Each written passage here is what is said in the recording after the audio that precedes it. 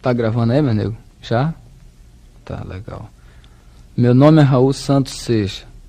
Eu sou baiano de Quenguém. 8 horas de mula e 12 de trem. Deus é o que me falta para compreender o que eu não compreendo. Eu disse, Deus é aquilo que me falta para compreender o que eu não compreendo. Demorou alguns anos para o Raul Seixas lançar o disco que faria ele ficar conhecido no Brasil todo. Mas também quando ele lançou, ele se tornou o pai do rock nacional e até hoje ele coleciona uma legião de fiéis seguidores que amam a sua obra. E é sobre isso que a gente vai falar hoje, do álbum Crique Rabandolo, do Raul Seixas de 1973. Raul Santos Seixas nasceu em 28 de junho de 1945, numa família de classe média baiana que vivia na Avenida 7 de Setembro, em Salvador.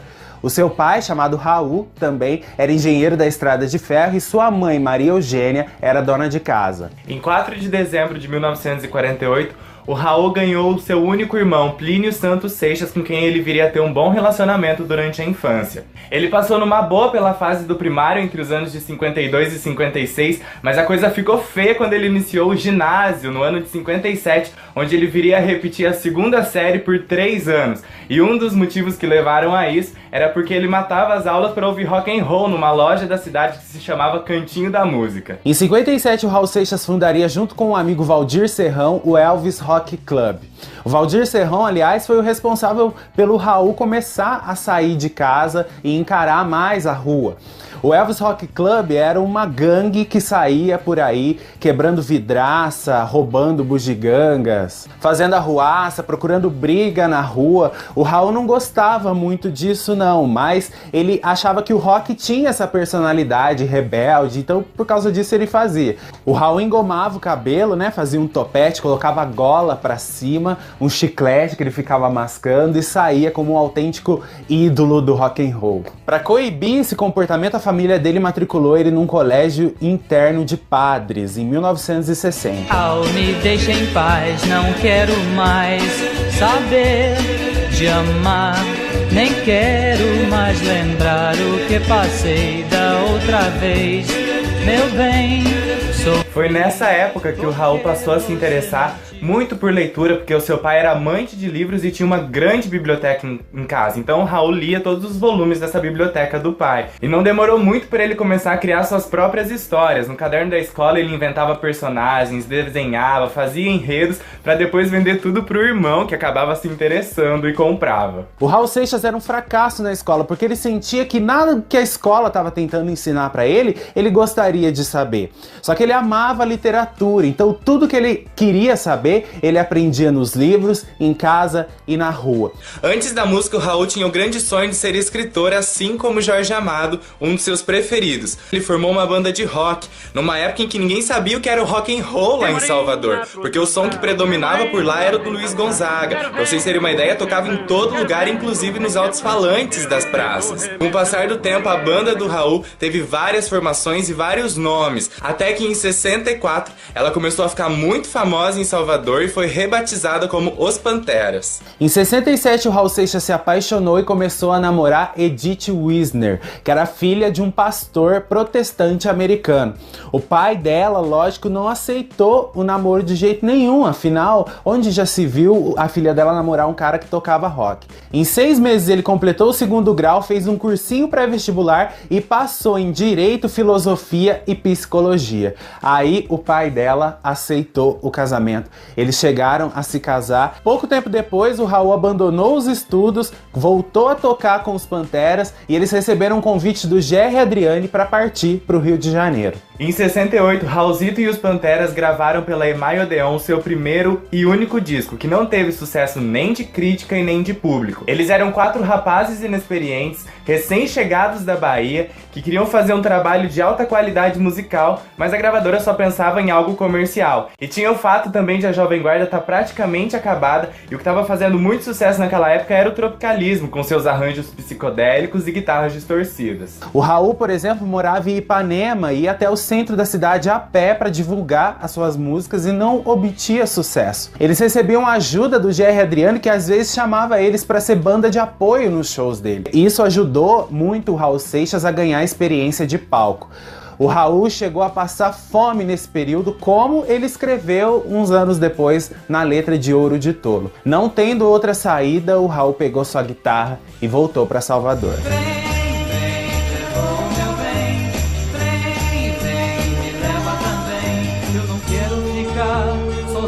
Aqui, ó trem me leva que eu também quero ir, quero encontrar o amor. O Raul Seixas ficou totalmente abalado com o fracasso da sua banda e com a volta para Salvador, tanto que ele passava o dia inteiro trancado dentro do quarto lendo sobre filosofia. Mas a sua sorte ia começar a mudar. Ainda postando no sucesso do amigo, Jair Adriani apresentou o Raul para o presidente da CBS, o Evandro Ribeiro, que acabou convidando o Raulzito para se tornar produtor da gravadora. Ele não pensou duas vezes, juntou as suas coisas e junto com a sua esposa voltou para o Rio de Janeiro. Essa seria a sua segunda chance de emplacar sua carreira musical. Esse período como produtor da gravadora CBS foi um período muito ativo na carreira do Raul Seixas. Ele se tornou aliado e amigo de vários artistas. O Jair Adriani convidou ele para ser o produtor dos discos dele e ele chegou a compor músicas para grandes astros da Jovem Guarda: Ed Wilson, Renato Seus Blue Caps, Odair José e Lena e Lilia. Inclusive, dessa época saiu um grande sucesso da Jovem Guarda que muita gente nem sabe que é de autoria do Raul, que é Doce Doce Amor, do Jair Adriani. Doce Doce Amor, onde tens andado, diga por favor. Doce Doce Amor, doce Doce Amor, que eu vou te encontrar, meu bem, seja onde for. Mesmo fazendo sucesso como produtor, o Raul nunca abandonou a vontade daquela época que ele morava em Salvador, de se tornar um cantor de rock. Ainda mais quando ele conheceu o Sérgio Sampaio, que se tornaria um grande amigo dele. Sérgio Sampaio é um dos grandes compositores da nossa música. Foi ao lado de Sérgio Sampaio, Miriam Batucada e Ed Star que o Raul trabalhou na produção de um projeto de ópera rock, inspirado no Frank Zappa e no disco Sgt. Pepper's dos Beatles, misturados com alguns elementos brasileiros, como samba, chorinho e o baião. O LP Sociedade da Gran Ordem Cavernista apresenta a Sessão das 10, tinha 11 faixas intercaladas por vinhetas, e foi lançado em 1971, sem nenhum investimento da gravadora, que odiou o resultado final.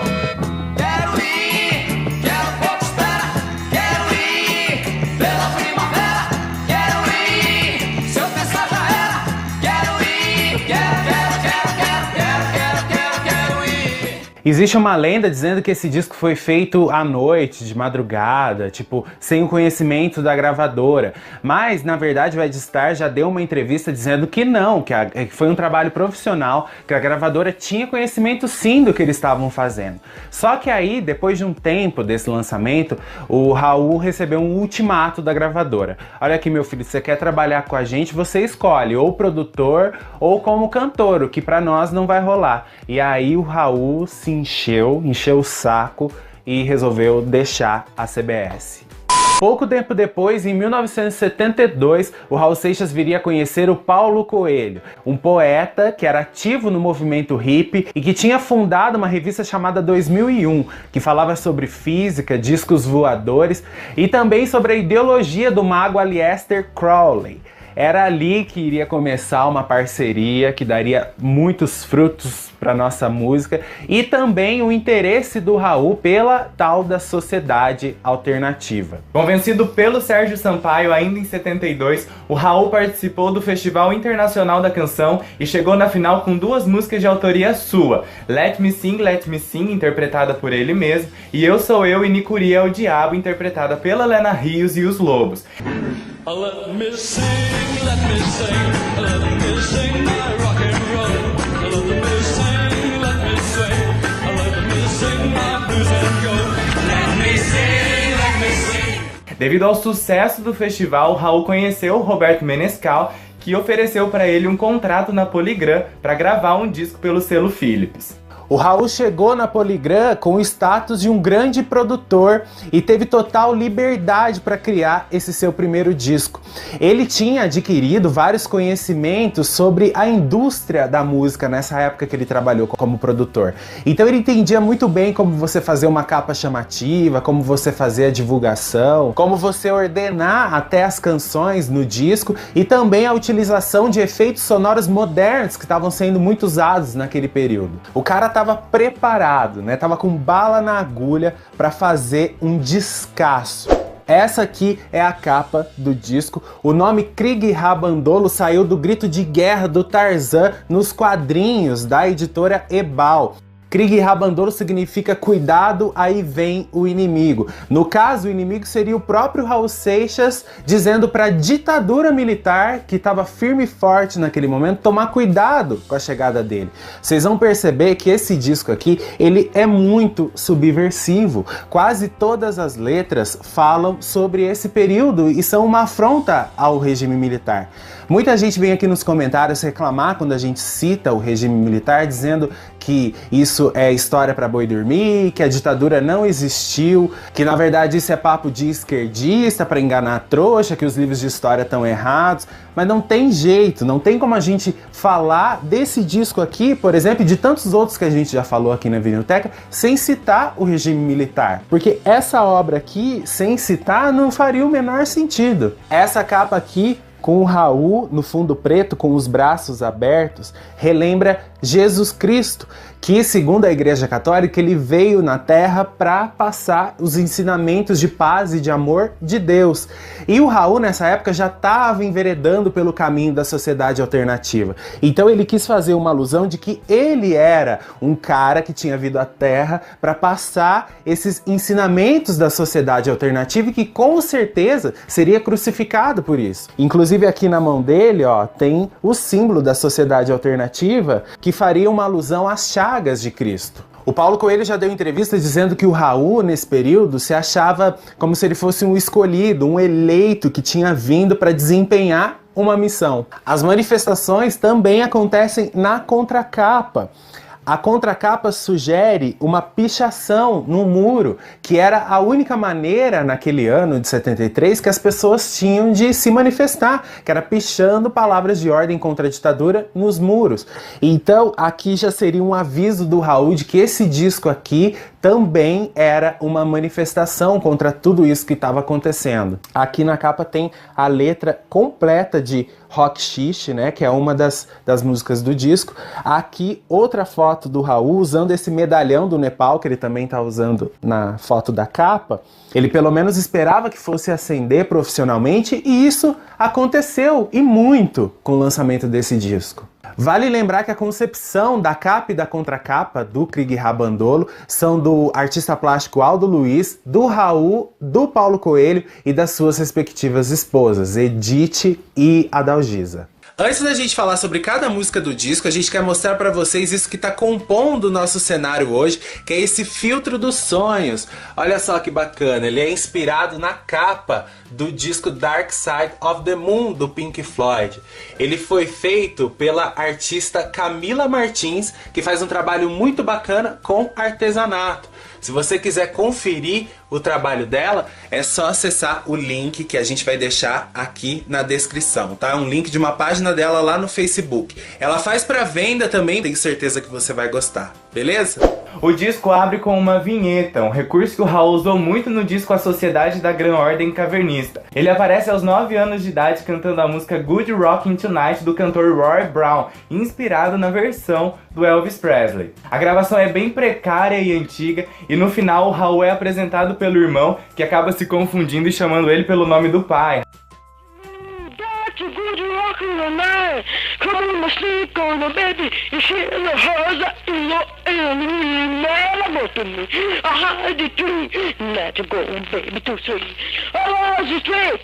Logo em seguida tem a música Mosca na Sopa, onde o Raul se apresenta para quem estava ouvindo o disco, dizendo: eu sou a mosca que pousou em sua sopa. É a primeira música que tem um ataque direto ao regime militar. A música mistura sonoridades de candomblé com berimbau, capoeira e também o rock. Tem uma tecnologia moderna para a época que é usada na música, que é o som de sintetizador para fazer o som da mosca. Tem uma lenda que diz que uma das moças que foram convidadas para fazer coro para a música incorporou uma entidade lá no estúdio e isso deixou o Raul Seixas super apavorado. Eu sou a mosca no seu quarto a suspirar. E não adianta vir me detetizar, pois nem o DDT pode assim me exterminar. Porque cê mata uma e vem outra em meu lugar. A música Metamorfose Ambulante é autobiográfica e o Raul fez o rascunho dessa letra na parede do seu quarto quando ele ainda era adolescente. Os backing vocals da introdução da música foram claramente inspirados em With a Little Help from My Friends, dos Beatles, mas na versão do Joey Cocker, que inclusive era tema de abertura da série Anos Incríveis. A letra é bem autoexplicativa, né? Fala dessa necessidade da gente estar sempre revendo o nosso conceito, as nossas ideias sobre as coisas, sem ter uma opinião inabalável sobre tudo. O Paulo Coelho já chegou a dizer, depois da morte do Raul, que ele também ajudou a escrever essa música. É uma música muito cultuada da carreira do Raul Seixas, tanto que ela foi regravada várias vezes por artistas como Ney Matogrosso, Detonautas, Zé Ramalho, Raimundos. Eu prefiro ser da metamorfose ambulante. Eu prefiro ser essa metamorfose ambulante do que ter aquela velha opinião formada sobre tudo. Do que ter aquela velha opinião formada sobre tudo. Se hoje eu sou estrela, amanhã já se apagou. Se hoje eu te odeio, amanhã lhe tenho amor. Lhe tenho amor, lhe tenho horror.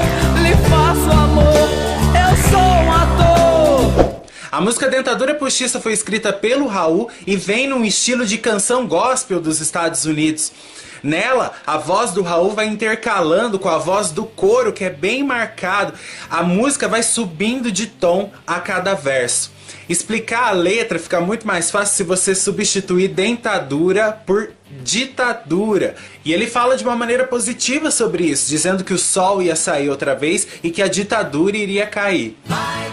A estrela do céu, a noite no mar, o nível do gás, a cinza no chão, juízo final, os dentes de Jó, o preço do caos, peteca no As chão. Minas do Rei Salomão é a primeira música em parceria com Paulo Coelho a aparecer no disco. Ela é toda cantada em primeira pessoa por um aventureiro e provavelmente foi inspirada num livro de mesmo nome do escritor Henry Rider Haggard, que narra a história de um grupo de aventureiros em busca de uma lendária riqueza. O Don Quixote de La Mancha, que é outro personagem muito importante dos livros de aventura, também é citado na canção.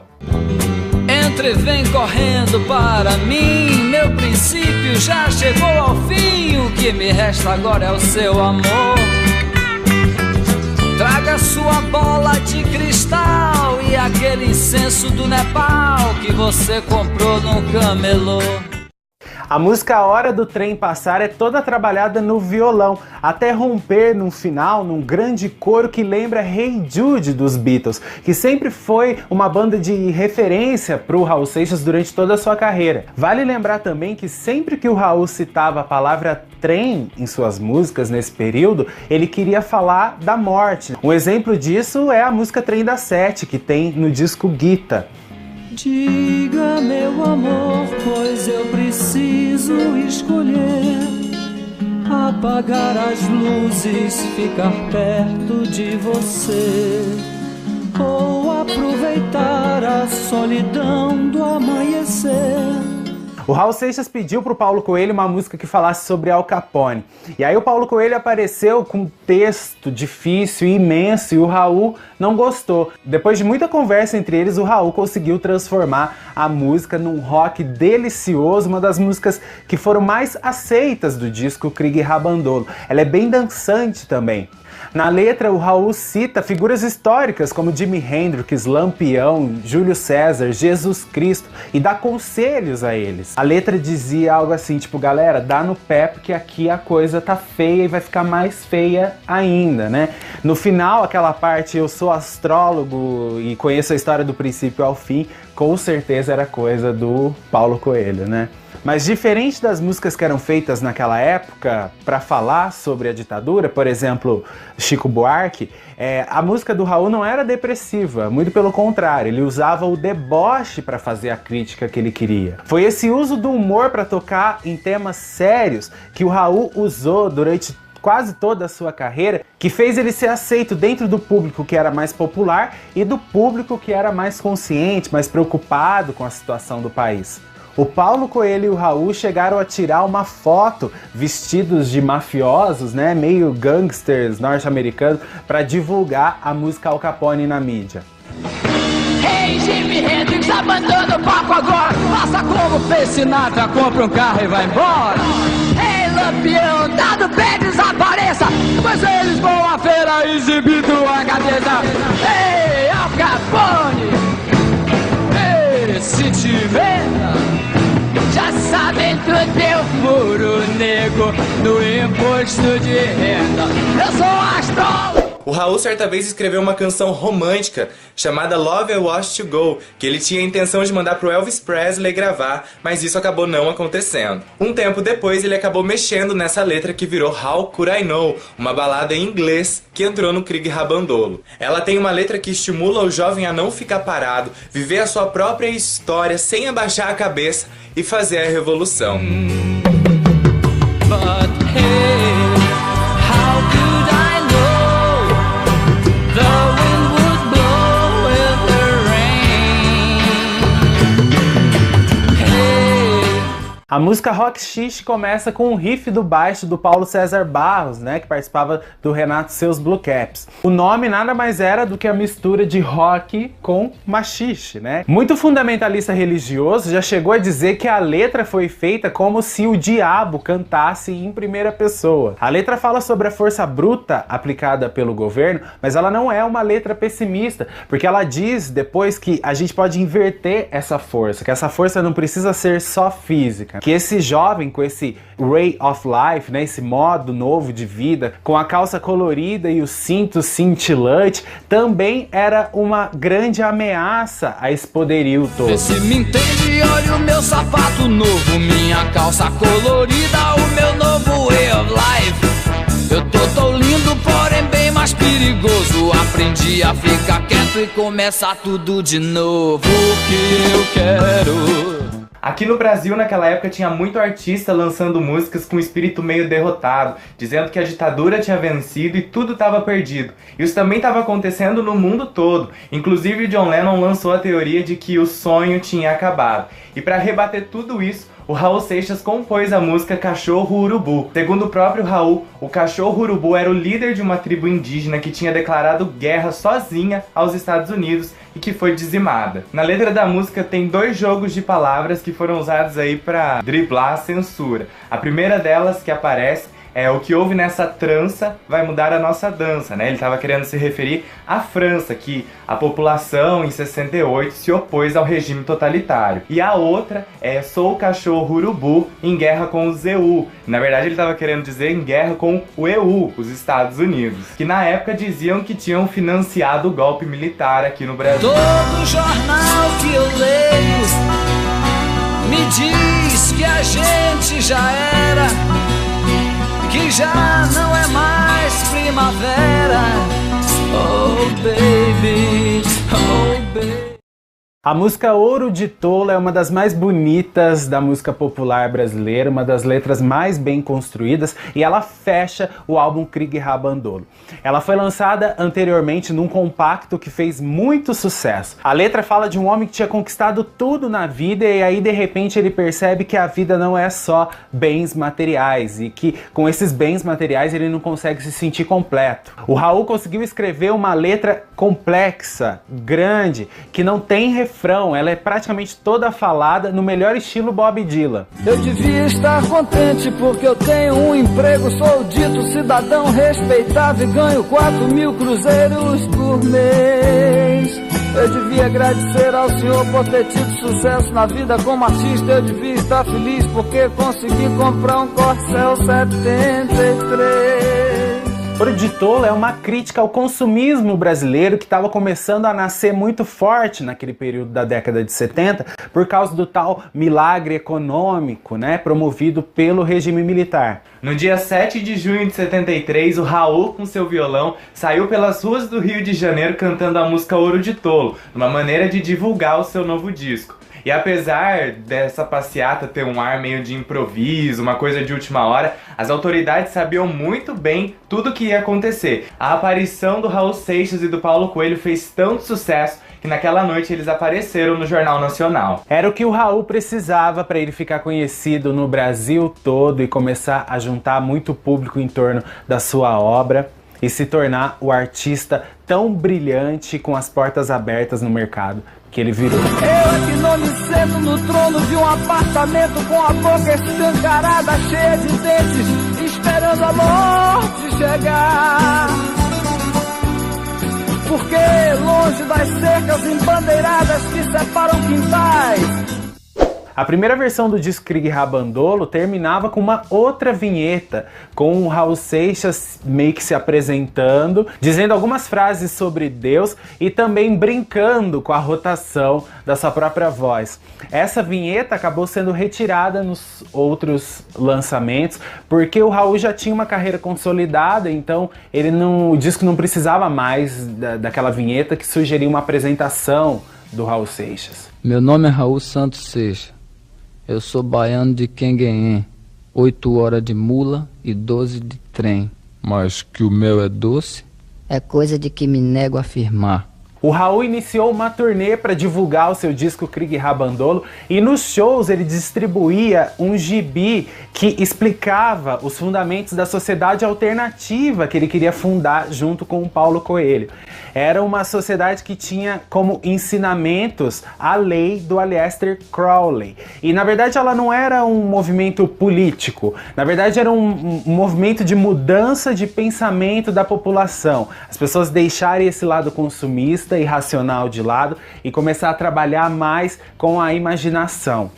Mas os militares não gostaram nada disso, desse movimento. O Raul Seixas foi preso no aterro do Flamengo e levado nu com uma carapuça preta até o DOPS. Lá, os militares queriam saber quem eram os participantes dessa sociedade alternativa. Depois dele e do Paulo Coelho terem sido torturados, eles foram levados até um avião pela polícia, junto com as suas esposas, e eles partiram para esse exílio forçado nos Estados Unidos. Um tempo depois, o Raul voltaria para o Brasil, depois do sucesso do seu próximo disco, o disco Guita, que a gente já contou a história dele aqui na Vinilteca. Se você quiser conferir, o vídeo tá aqui no cartão. É isso então, eu espero que você tenha gostado. Muito obrigado pela companhia. Não esquece de deixar aquele like bonitão aqui embaixo, se inscrever no canal para ajudar muito a gente. Também ativa as notificações para não perder nenhum vídeo da Vinilteca, tá bom? Compartilha o vídeo nas redes sociais, tá? Porque esse deu muito trabalho para fazer. Se você curtiu, compartilha para os seus amigos para ajudar a gente a crescer cada vez mais aqui no YouTube. Deixa aí nos comentários o que você acha desse disco do Raul, o Krieg Rabandolo, tá bom? Beijão, valeu, tchau!